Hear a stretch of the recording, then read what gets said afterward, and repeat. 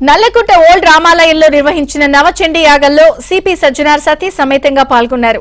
గత 10 సంవత్సరాలుగా దసరా ఉత్సవాల్లో ఇక్కడికొచ్చి హోమంలో పాల్గొంటానని తెలిపారు.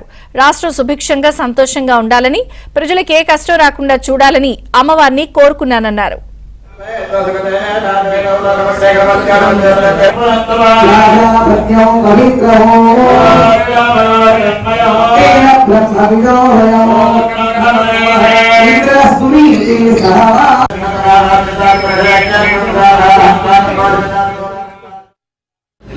ఈరోజు నల్లకుంట రామాలయ టెంపుల్లో జరిగిన నవరాత్రి ఉత్సవంలో మరియు చండీ యాగంలో పాల్గొనడం జరిగింది.